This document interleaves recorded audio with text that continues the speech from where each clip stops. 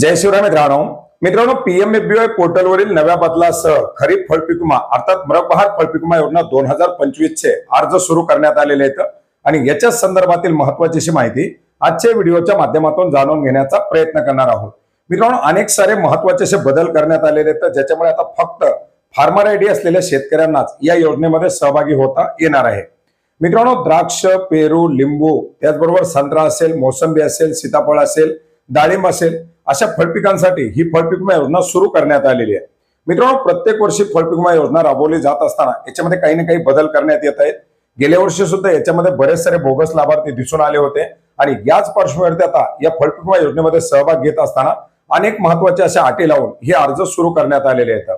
मित्रांनो हे अर्ज भरत असताना शेतकऱ्यांना आता अर्ज करत असताना फार्मर आयडी असणं अतिशय आवश्यक असणार आहे। शेतकऱ्याचं आधार कार्ड व्हेरीफाय केल्याबरोबर याच्यामध्ये फार्मर आयडी ऑटोमॅटिक घेतला जाईल आणि फार्मर आयडी आला तरच त्या शेतकऱ्यांना या फळपीक विम्याचा अर्ज भरता येणार आहे। उत्पादनक्षम असणाऱ्या जे काही फळबाग आहेत याच्यामध्ये कमीत कमी 20 गुंठ्यापासून सर्व प्रकारची फळं मिळून 4 हेक्टर पर्यंतचा हा फळपीक विमा शेतकऱ्यांना भरता येणार आहे आणि प्रत्येक फळासाठी प्रत्येक वेगवेगळ्या घटकासाठी याच्यामध्ये वेगवेगळा विम्याचा हप्ता निश्चित करण्यात आलेला आहे आणि याच विम्याच्या हप्त्यासह शेतकऱ्यांना या योजनेमध्ये ऐच्छिक स्वरूपामध्ये सहभाग नोंदवता येणार आहे। शेतकऱ्यांसाठी फळपीक विमा योजना ही कंपल्सरी नाही। ज्या शेतकऱ्यांना याच्या अंतर्गत आपल्या फळाला विमा संरक्षण घ्यायचंय असे शेतकरी या योजनेअंतर्गत सहभाग घेऊ शकतात। मित्रांनो याचबरोबर या योजनेच्या अंतर्गत अर्ज करत असताना फळबागेचा उत्पादनक्षम त्याच्यामध्ये उत्पादनक्षम वय निश्चित करण्यात आलेले ज्याच्याबद्दल आपण यापूर्वी सुद्धा माहिती घेतलेली आहे। काही फळांसाठी 3 वर्ष, काही फळांसाठी 5 वर्ष अशी त्याची बागेची वय आहेत आणि अशा उत्पादनक्षम बागेचा जिओ टॅगिंगचा फोटो देखील अर्ज करत असताना देणं बंधनकारक असणार आहे।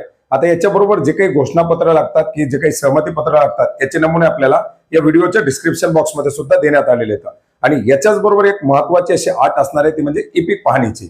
ज्या शेतकऱ्यांच्या माध्यमातून ई-पीक पाहणी केली जाईल त्या ई-पीक पाहणीचा डाटाच या ठिकाणी घेतला जाणार आहे आणि ई-पीक पाहणी केलेल्या शेतकऱ्यांनाच या योजनेच्या अंतर्गत फळपीक विमा देण्यासाठी पात्र केलं जाणार आहे। आता हे अर्ज भरत असताना ई-पीक पाहणी केलेली असणं गरजेचं नाही। याच्यानंतर सुद्धा ई-पीक पाहणी सुरू झाल्यानंतर जून, जुलै, ऑगस्ट या महिन्यामध्ये पुढे सप्टेंबर पर्यंत जो कालावधी दिला जाईल त्या कालावधीपर्यंत शेतकऱ्यांना आपली ई-पीक पाहणी करावी लागणार। कमी पाऊस, जास्त पाऊस, पावसातील खंड, जास्त आर्द्रता अशा प्रकारचे जे काही हवामानाचे धोके आहेत या विपरीत परिणामाचे आर्थिक नुकसान लक्षात घेता शेतकऱ्यांना नुकसान भरपाई देण्यासाठी ही योजना राबवली जाणार आहे। याच्यामध्ये अर्ज करत असताना शेतकऱ्यांना आधार कार्ड कंपल्सरी, बँकेचं जे काही अकाउंट असेल ते कंपल्सरी, बँक खात्याला आधार लिंक असावा, ॲग्रीस्टेकचा फार्मर आयडी असणं गरजेचं आहे, शेतकऱ्याचा सातबारा उतारा आणि शेतकऱ्याच्या त्या फळबागेचा जिओ टॅगिंगचा फोटो हे सर्व या ठिकाणी बंधनकारक असणार आहे आणि अशा प्रकारच्या या अटी शर्तीसह किंवा या कागदपत्रासह शेतकऱ्यांना आता लिंबू, द्राक्ष, पेरू, संत्रा या फळपिकांसाठी 14 जून, मोसंबी, चिक्कूसाठी 30 जून, डाळिंबासाठी 14 जुलै तर सीताफळासाठी 31 जुलै पर्यंत आपल्या फळबागेचा फळपीक विमा उतरवता येणार आहे। मित्रांनो याचा अर्ज कसा करावा याची जर माहिती हवी असेल तर नक्की कमेंट करा, त्याच्याबद्दल सुद्धा आपण नक्की माहिती घेण्याचा प्रयत्न करूयात। भेटूयात नवीन माहितीसह, नवीन अपडेटसह। धन्यवाद।